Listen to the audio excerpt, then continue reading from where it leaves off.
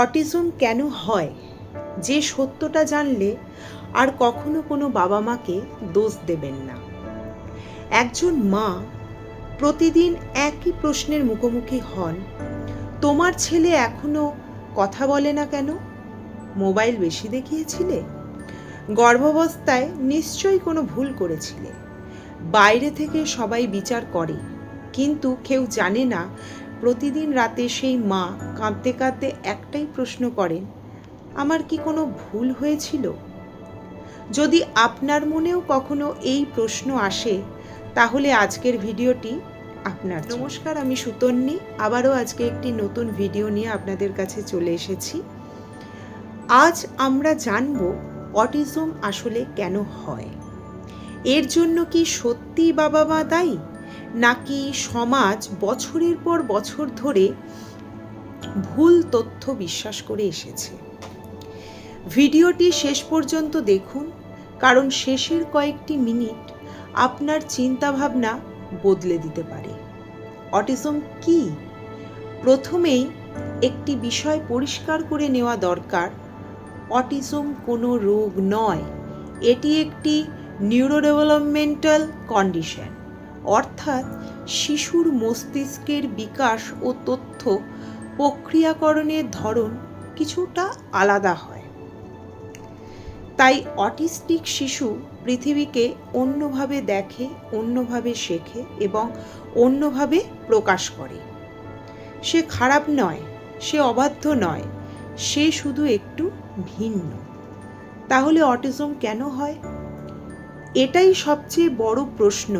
সত্যি কথা হলো, বিশ্বের হাজার হাজার বিজ্ঞানী বহু বছর ধরে গবেষণা করেও এখনও অটিজমের একটি মাত্র কারণ খুঁজে পাননি। তবে কয়েকটি বিষয়কে গুরুত্বপূর্ণ বলে মনে করা হয়। 1 নম্বর, জিনগত কারণ। গবেষণায় দেখা গেছে অনেক ক্ষেত্রে জিনের ভূমিকা থাকে। কিছু শিশুর জন্মগতভাবে এমন কিছু জিনগত বৈশিষ্ট্য থাকতে পারে যা মস্তিষ্কের বিকাশকে ভিন্নভাবে প্রভাবিত করে। তবে মনে রাখবেন, জিন থাকলেই অটিজম হবে এমন নয়।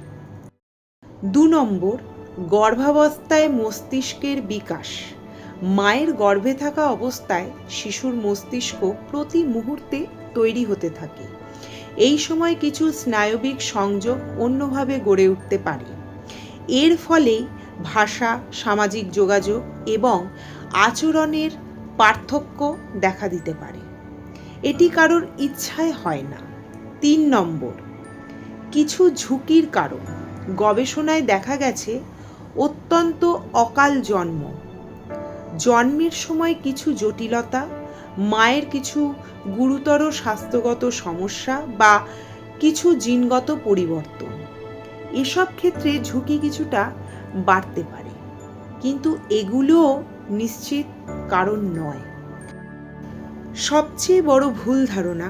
এবার আসি সেই কথাগুলোতে যেগুলো শুনে হাজার হাজার বাবা মা কষ্ট পান। ভ্যাকসিনের জন্যে অটিজম হয়েছে, এটি সত্য নয়। বিশ্বজুড়ে বহু বড় বৈজ্ঞানিক গবেষণায় দেখা গেছে ভ্যাকসিন ও অটিজমের মধ্যে কোনো কারণগত সম্পর্ক পাওয়া যায়নি। মোবাইল দেখানোর জন্য হয়েছে, এটিও ভুল ধারণা। মোবাইল অটিজম সৃষ্টি করে না, তবে খুব বেশি স্ক্রিন টাইম শিশুর ভাষা শেখা, মনোযোগ ও সামাজিক যোগাযোগে নেতিবাচক প্রভাব ফেলতে পারে। তাই স্ক্রিন ব্যবহারে ভারসাম্য অত্যন্ত জরুরি। মায়ের ভুল হয়েছে, এই কথাটি সবচেয়ে নিষ্ঠুর।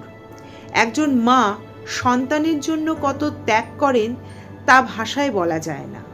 অটিজম কোনো মায়ের শাস্তি নয়, কোনো বাবারও ব্যর্থতা নয়। কিভাবে বুঝবেন? যদি আপনার শিশু নিজের নাম ডাকলেও সাড়া না দেয়, চোখে চোখ রেখে কথা বলতে না চায়, কথা বলতে দেরি করে, একই কাজ বারবার করে, শব্দ বা আলোতে অস্বাভাবিক প্রতিক্রিয়া দেখায়, তাহলে দেরি না করে শিশু বিশেষজ্ঞ বা বিকাশজনিত বিশেষজ্ঞের সঙ্গে পরামর্শ করুন। যত তাড়াতাড়ি শনাক্ত করা যায় তত দ্রুত প্রয়োজনীয় সহায়তা শুরু করা সম্ভব। অটিজম কি ভালো হয়? এই প্রশ্ন অনেকেই করেন। অটিজম কোনো রোগ নয়, তাই এটি সেরে যাওয়ার বিষয়ও নয়। কিন্তু সঠিক সহায়তা, স্পিচ থেরাপি, অকুপেশনাল থেরাপি, বিশেষ শিক্ষা, নিয়মিত অনুশীলন এবং পরিবারের ভালোবাসা শিশুর বিকাশে বড় পার্থক্য আনতে পারে। অনেক অটিস্টিক মানুষ আজ বিজ্ঞানী, শিল্পী, সফটওয়্যার ইঞ্জিনিয়ার, শিক্ষক, উদ্যোক্তা এবং বিভিন্ন ক্ষেত্রে সফল। একটি ছোট্ট গল্প শুনুন। একদিন এক বাবা খুব দুঃখ করে বলেছিলেন, আমার ছেলে অন্যদের মতো নয়। তার শিক্ষক হেসে বলেছিলেন, হয়তো সে অন্যদের মতো নয়, কিন্তু সে নিজের মতো অসাধারণ। সেই শিশুটি পরে নিজের পছন্দের বিষয়ে এমন দক্ষতা অর্জন করেছিল যা অনেকেই কল্পনা করতে পারেনি। প্রতিটি অটিস্টিক শিশুর মধ্যেই সম্ভাবনা আছে, প্রয়োজন শুধু তাকে বোঝার। শেষ কথা, যখনই কোনো অটিস্টিক শিশুকে দেখবেন, করুণা নয়, অবহেলা নয়, তুলনা নয়, দিন ভালোবাসা, সম্মান এবং সুযোগ। মনে রাখবেন, একটি শিশুর সবচেয়ে বড় শক্তি তার ভিন্নতা নয়, তার পাশে দাঁড়ানো মানুষগুলো। আপনার পরিবারের কেউ যদি অটিজম নিয়ে পথ চলছেন, তাহলে জানবেন আপনি একা নন। আজই এই ভিডিওটি শেয়ার করুন। হয়তো আপনার একটি শেয়ার কোনো বাবা মায়ের অপরাধ বোধ কমিয়ে দেবে, কোনো শিশুর জন্য আরও সহানুভূতিশীল একটি সমাজ গড়ে তুলবে। ভালো থাকুন, সচেতন থাকুন, আর প্রতিটি শিশুর ভিন্নতাকে সম্মান করুন। ধন্যবাদ।